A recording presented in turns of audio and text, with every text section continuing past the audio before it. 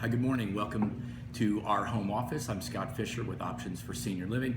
This morning I wanted to talk just a little bit about a couple of key points that you want to consider when you are selecting or looking to select an assisted living or senior facility for your loved one.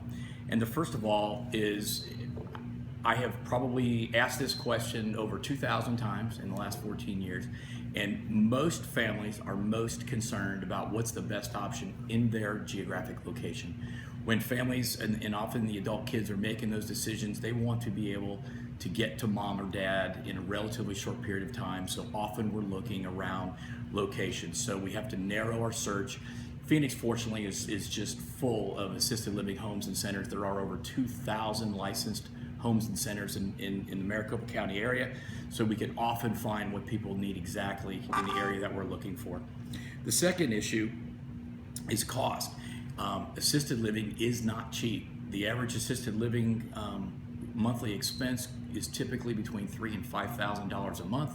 When you're talking about $35,000 to $50,000, $60,000 a year, for most people, money is a finite asset, and we have to design a plan for them that fit their income and their available assets to them. So cost becomes a significant issue.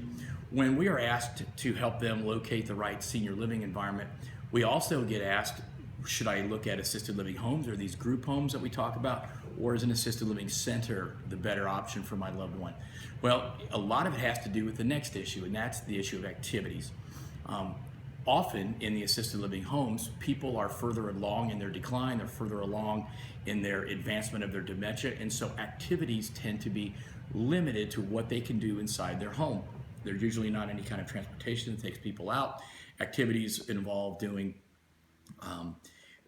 like current events around the dining room table, birthday parties, maybe an afternoon tea where they have a social hour, things like that. But often they often resort to doing relational kinds of activities and things they can do in the privacy of a small assisted living home. The centers, however, have a large assisted living schedule of events.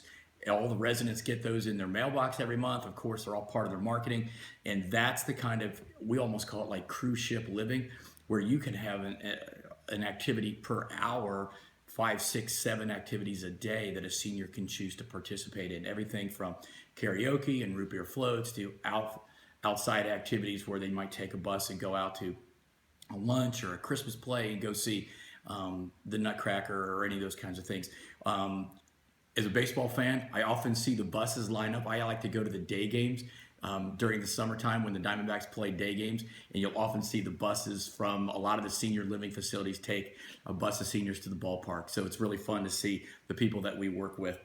And finally, the physical environment. I just want to make real brief mention. The facilities, many of them have been around 15, 20 years.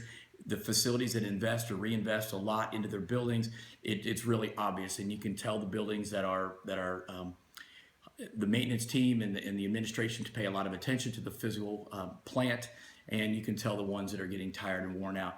We have to talk through all of the issues in the location and those buildings when location is the primary motivator for the families, and you can see the physical plant of those different facilities in those particular areas. Anyways, great to have you with us this morning. Thanks for joining me. Take care. Have a great day.